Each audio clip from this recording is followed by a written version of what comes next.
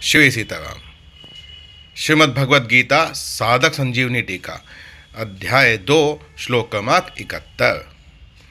विहाय कामान्यः सर्वान् पुमांश्चरति निःस्पृहः निर्ममो निरहंकारः स शांतिं धीगच्छति। यह जो पुमान मनुष्य है, सर्वान संपूर्ण कामान कामनाओं का विहाय त्याग करके निस्पृह स्पृहारहित निर्ममः ममतारहित निरहंकार अहंकार रहित होकर चरति आचरण करता है, सह वह शांति को अधिगच्छति प्राप्त होता है। अप्राप्त वस्तु की इच्छा का नाम कामना है। स्थितप्रज्ञ महापुरुष संपूर्ण कामनाओं का त्याग कर देता है। कामनाओं का त्याग कर देने पर भी शरीर के निर्वाह मात्र के लिए देश काल वस्तु व्यक्ति पदार्थ आदि की जो आवश्यकता दिखती है, अर्थात जीवन निर्वाह के लिए प्राप्त और अप्राप्त वस्तु आदि की जो जरूरत दिखती है, उसका नाम स्पृहा है। स्थितप्रज्ञ पुरुष इस स्पृहा का भी त्याग कर देता है, कारण कि जिसके लिए शरीर मिला था और जिसकी आवश्यकता थी उस तत्व की प्राप्ति हो गई, वह आवश्यकता पूरी हो गई। अब शरीर रहे चाहे न रहे, शरीर निर्वाह हो चाहे न हो, इस तरफ वह बेपरवाह रहता है। यही उसका निस्पृह होना है। निस्पृह होने का अर्थ यह नहीं है कि वह निर्वाह की वस्तुओं का सेवन करता ही नहीं, वह निर्वाह की वस्तुओं का सेवन भी करता है।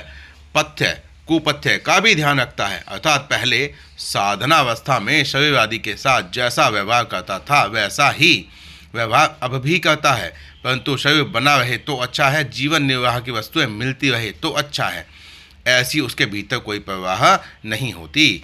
इसी अध्याय के 55वें श्लोक में प्रजहाति यदा कामान सर्वान पदों से कामना त्याग की जो बात कही थी, यही बात यहाँ विहाय कामान्य सर्वान पदों से कही है। इसका तात्पर्य है कि कर्म योग में संपूर्ण कामनाओं का त्याग किए बिना कोई स्थितप्रज्ञ नहीं हो सकता, क्योंकि कामनाओं के कारण ही संसार के साथ संबंध जुड़ा हुआ है। कामनाओं का सर्वथा त्याग करने पर संसार के साथ संबंध रह ही नहीं सकता। निर्ममः स्थितप्रज्ञ महापुरुष ममता का सर्वथा त्याग कर देता है। मनुष्य जिन वस्तुओं को अपनी मानता है वे वास्तव में अपनी नहीं है, प्रत्युत संसार से मिली हुई है। मिली हुई वस्तु को अपनी मानना भूल है।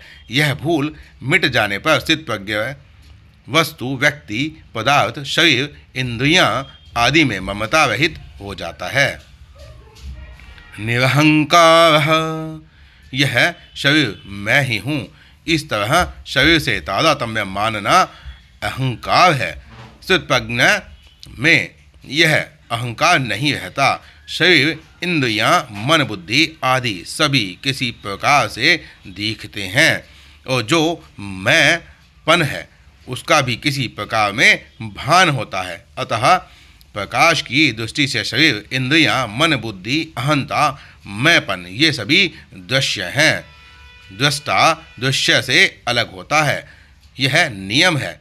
ऐसा अनुभव हो जाने से स्थितप्रज्ञ निरहंकार हो जाता है।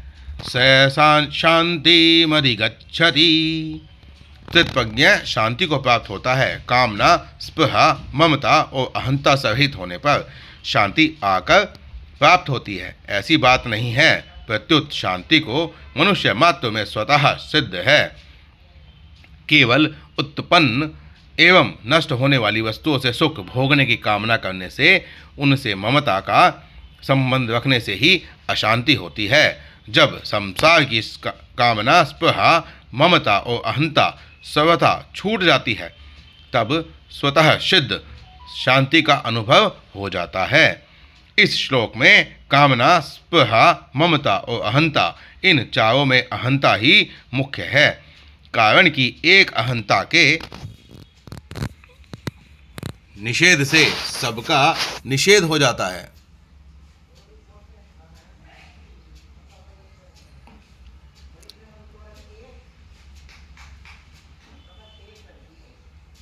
अर्थात यदि मैं पन ही नहीं रहेगा तो फिर मेवापन कैसे रहेगा और कामना भी कौन करेगा और किसके लिए करेगा या किस लिए करेगा। जब निरहंकार कहने मात्र से कामना आदि का त्याग उसके अंतर्गत आ जाता था तो फिर कामना आदि से त्याग का वर्णन क्यों किया। उसका उत्तर यह है कि कामना, स्पृहा, ममता और अहंता, इन चारों में कामना स्थूल है, कामना से सूक्ष्म स्पृहा, स्पृहा से सूक्ष्म ममता और ममता से सूक्ष्म अहंता है। अतः साधक पहले कामना, स्पृहा और ममता का त्याग कर दे तो अहंता का त्याग करना उसके लिए सुगम हो जाएगा। शास्त्रीय दृष्टि से पहले कामना का त्याग, फिर स्पृहा, ममता और अहंकार का त्याग बताया गया है, परंतु साधक की दृष्टि से पहले ममता का त्याग, फिर कामना, स्पृहा, अहंकार का त्याग करना ही ठीक है। ममता प्राप्त वस्तु की और कामना अप्राप्त वस्तु की होती है। सबसे पहले ममता का त्याग करना सुगम पड़ता है। मनुष्य पहले ममता से अर्थात प्राप्त वस्तु से के संबंध से ही फंसता है। पहले ममता का त्याग करने से निष्काम होने की सामर्थ्य आ जाती है। कामना का त्याग करने से निस्पृह होने की सामर्थ्य आ जाती है और स्पृहा का त्याग करने से निरहंकार होने की सामर्थ्य आ जाती है। शास्त्रीय दृष्टि से के अनुसार चलने से मनुष्य पंडित हो जाता है और साधक की दृष्टि के अनुसार चलने से मनुष्य को अनुभव हो जाता है। अहंता ममता से रहित होने का उपाय। कर्म योग की दृष्टि से मेवा कुछ नहीं है, क्योंकि मेवा किसी वस्तु, व्यक्ति, परिस्थिति, घटना, अवस्था आदि पर स्वतंत्र अधिकार नहीं है। जब मेवा कुछ है ही नहीं तो मेवे को कुछ नहीं चाहिए, क्योंकि अगर शरीर मेवा है तो मेवे को अन्न, जल, वस्त्र आदि की आवश्यकता है। पर जब शरीर मेवा है ही नहीं तो मेवे को किसी की कुछ भी आवश्यकता नहीं है। जब मेवा कुछ नहीं और मेवे को कुछ नहीं चाहिए तो फिर मैं क्या रहा, क्योंकि मैं तो किसी वस्तु, शरीर, स्थिति आदि को पकड़ने से ही होता हूँ। मेवे कहलाने वाले शरीर आदि का मात्र संसार के साथ सर्वथा अभिन्न संबंध है। इसलिए अपने कहलाने वाले शरीर आदि से जो कुछ करना है वह सब केवल संसार के हित के लिए ही करना है, क्योंकि मेरे को कुछ चाहिए ही नहीं। ऐसा भाव होने पर मैं का एक देशीयपना आपसे आप स्वतः मिट जाता है।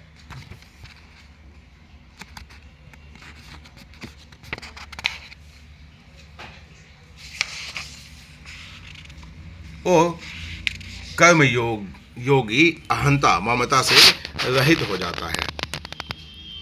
सांख्य योग की दृष्टि से प्राणी मात्र को मैं हूँ इस प्रकार अपने स्वरूप की स्वतः सिद्ध सत्ता होनापन का ज्ञान रहता है। इसमें मैं तो प्रकृति का अंश हूँ और हूँ सत्ता है, यह हूँ वास्तव में को लेकर है। अगर मैं न हूँ तो हूँ नहीं रहता, प्रत्युत है रहेगा। मैं हूँ, तू है, यह है और वह है, ये चारों व्यक्ति और देश काल को लेकर हैं। अगर इन चारों को अर्थात व्यक्ति और देश काल को न पकड़ें तो केवल है ही रहेगा। है में ही स्थिति रहेगी। है में स्थिति होने से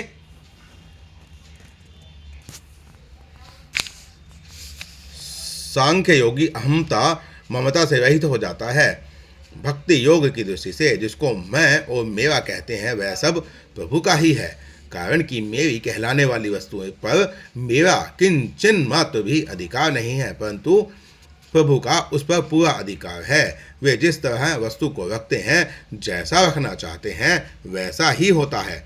अतः यह सब कुछ प्रभु का ही है, इसको प्रभु की ही सेवा में लगाना है। मेरे पास जो शरीर, इंद्रियां, मन, बुद्धि है यह भी उन्हीं की है और मैं भी उन्हीं का हूँ। ऐसा भाव होने पर भक्ति योगी अहमता ममता से रहित हो जाता है। परिशिष्ट भाव। पहले सोमत्वाय कल्पते, अध्याय 2 श्लोक क्रमांक 25 कहकर ज्ञान योग की सिद्धि पूर्णता बताई थी। अब स शांतिम अधिगच्छति कहकर कर्म योग की सिद्धि बताते हैं। तात्पर्य है कि चिन्मयता स्वरूप में स्थिति होने से अमृत की प्राप्ति होती है और जड़ता अहंता के त्याग से शांति की प्राप्ति होती है।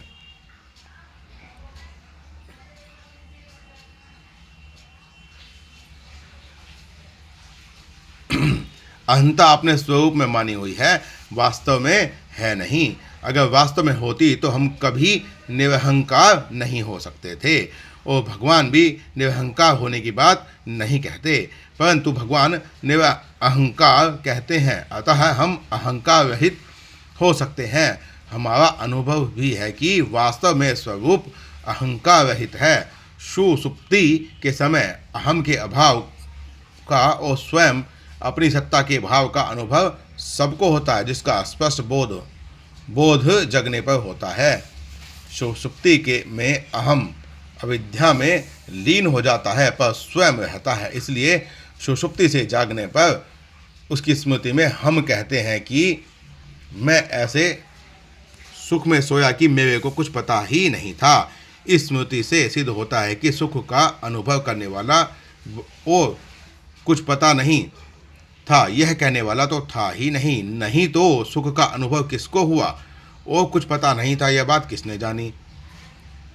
अतः कुछ पता नहीं था, यह अहम का अभाव है और इसका ज्ञान जिसको है वह अहंकार रहित स्वरूप है। एक स्त्री की नथ कुएं में गिर गई। उसको निकालने के लिए एक आदमी कुएं में उतरा, जल के भीतर जाकर उस नथ को ढूंढने लगा। ढूंढते ढूंढते वह नथ उसके हाथ लग गई और उसको बड़ी प्रसन्नता हुई, परंतु उस समय वह कुछ बोल नहीं सका, क्योंकि वाणी अग्नि और जल का आपस में विरोध है। अतः जल से बाहर आने पर ही वह बोल सका कि नथ मिल गई। ऐसे ही सुषुप्ति में अहम के लीन होने पर मनुष्य सुख का अनुभव तो करता है, पर वह उसको व्यक्त नहीं कर सकता, क्योंकि बोलने का साधन नहीं रहा। सुषुप्ति से जगने पर ही उसको सुषुप्ति के सुख की स्मृति होती है। स्मृति अनुभवजन्य होती है। अनुभवजन्यम ज्ञानम सम्मति ही। इस प्रकार सुषुप्ति में अहम के अभाव का अनुभव तो सबको होता है, पर अपने अभाव का अनुभव किसी को कभी नहीं होता। अहंकार हमारे बिना नहीं रह सकता, पर हम स्वयं अहंकार के बिना रह सकते हैं और रहते ही हैं। हमारा स्वरूप चिन्मय सत्ता मात्र है। इस नित्य सत्ता को किसी की अपेक्षा नहीं है, पर सत्ता की अपेक्षा सबको है। अगर हम अहम से अलग न होते, अहंकार स्वरूप ही होते, तो सुषुप्ति में अहंकार के लीन होने पर हम भी नहीं रहते। अतः अहंकार के बिना भी हमारा होनापन सिद्ध होता है। जागृत और स्वप्न में अहम प्रकट रहता है और सुषुप्ति में अहम लीन हो जाता है, पर हम स्वयं निरंतर रहते हैं। जो प्रकट और लीन नहीं होता वही हमारा स्वरूप है। कामना का त्याग होने पर भी शरीर निर्वाह मात्र के लिए कुछ न कुछ वस्तु, व्यक्ति, पदार्थ आदि की आवश्यकता रह जाती है, जिसको स्पृहा कहते हैं। सिद्धप्रज्ञ महापुरुष में शरीर निर्वाह मात्र की आवश्यकता तो कहना ही क्या, शरीर की भी आवश्यकता नहीं रहती, कारण कि शरीर की आवश्यकता ही मनुष्य को पराधीन बनाती है। आवश्यकता तभी पैदा होती है जब मनुष्य उस वस्तु को स्वीकार कर लेता है जो अपनी नहीं है। कर्मयोगी किसी भी वस्तु को अपनी और अपने लिए नहीं मानता, प्रत्युत संसार की और संसार के लिए मानता है, इसलिए उसको किसी भी वस्तु की आवश्यकता नहीं रहती। कामना और स्पृहा दोनों का त्याग करने का तात्पर्य है कि वस्तुओं की कामना भी न हो और निर्वाह मात्र की कामना, शरीर की आवश्यकता भी न हो, कारण कि निर्वाह मात्र की कामना भी सुख भोग ही है। इतना ही नहीं, शांति, मुक्ति, तत्व ज्ञान आदि को प्राप्त करने की इच्छा भी कामना है। अतः निष्काम भाव में मुक्ति तत्व तक की भी कामना नहीं होनी चाहिए। इस श्लोक में अपरा प्रकृति का निषेध है। जीव ने अहंकार के कारण अपरा प्रकृति जगत को धारण किया है। ययेदं धार्यते जगत, अध्याय 7 श्लोक क्रमांक 5। अतः निरहंकार होने पर अपरा प्रकृति का निषेध, संबंध विच्छेद हो जाता है। वो जीव जन्म मरण रूप बंधन से मुक्त हो जाता है। सबका त्याग होने पर भी अहंकार शेष रह जाता है, पर अहंकार का त्याग होने पर सबका त्याग हो जाता है। श्री सीताराम। अब के वीडियो में अगले श्लोक का अध्ययन करेंगे। श्री सीताराम।